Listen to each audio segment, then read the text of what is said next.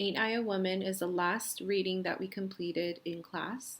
If you guys don't remember, let me briefly remind you guys of who she was. She was a women's rights advocate, and this was a speech that she shared in front of a big crowd of people. So we read this all the way from well all the way down to more to say. I would like for you guys to review this reading. I am giving you guys the rhetorical devices, that the answers. Initially, I asked you guys to find this on your own and we reviewed it in class. I don't know if you guys still have that worksheet with you, so I'm giving you guys the answer key instead. So please reread this speech. It's a very powerful speech. I'm also going to add a YouTube clip of a person reciting the speech. First, I would like for you guys to read it on your own and imagine how that person had said it, how Sojourner Truth may have said it while she was giving her speech.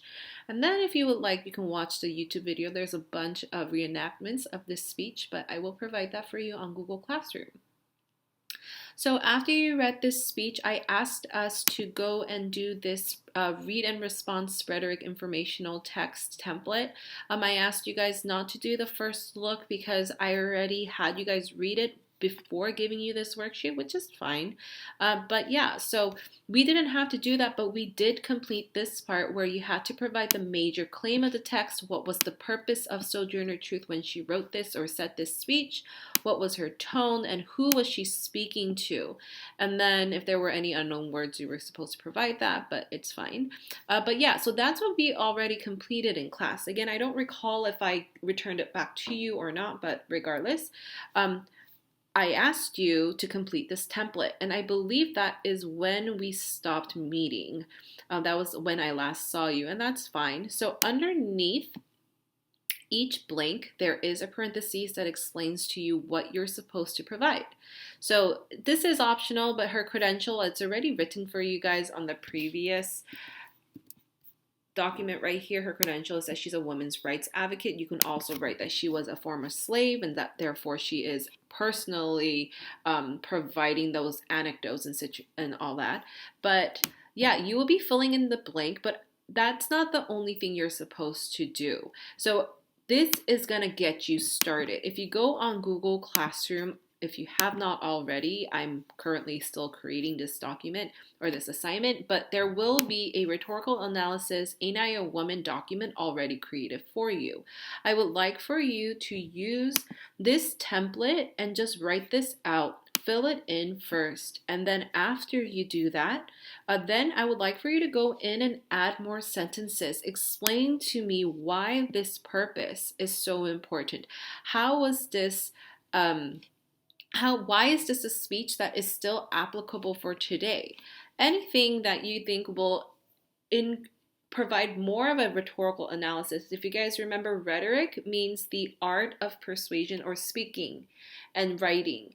And so you're trying to analyze a speech at this time. Think about all the things about rights, about women's rights, about slavery, about just equality, and think about that as you are adding on to her speech. So let's continue on. So Sojourner Truth, this was a speech, the title. You can use argue, suggest, discusses, implies, or claims, or if you want to just thesaurus.com, a different word, that's completely fine. Provide the claim. What is she developing? And then continue on writing what her purpose was.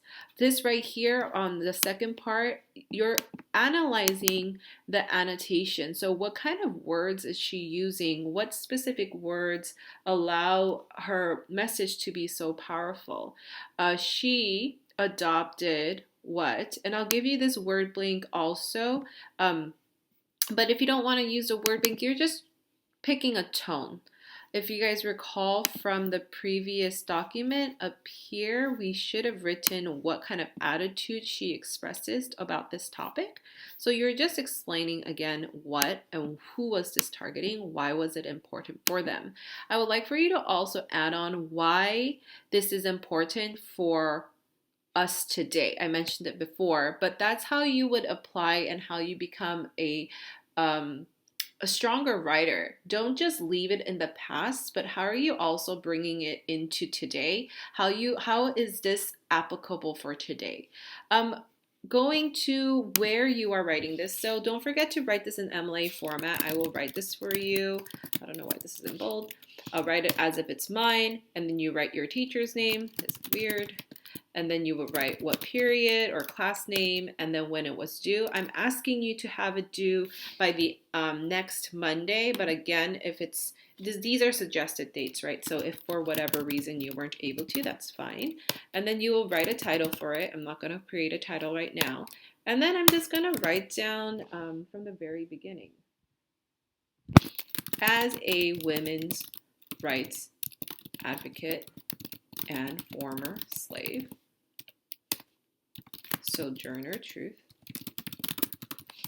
right? And you are going to continue writing from here on out. Don't forget to put this double spaced and put the title in the middle. Don't forget to put your last name and space as well as the page number on the top. Make sure that it's Times New Roman font size 12 and that it's on the right hand side. Okay, so good luck, guys. Oh, I don't know why my borders are weird like this, but hopefully yours won't be. Yeah, it looks good. So yeah, let me know if you guys have any problems or come across any kind of issues. This is going to be due next week, Monday, if possible. You are going to submit it on Google Classroom. Let me know again if you guys need any help. Our Zoom sessions are going to be at 10 to 11 a.m. every Tuesday. Okay, 10 to 11 every Tuesday. Thanks, guys. Miss you guys so much. Hope to see you guys on Zoom.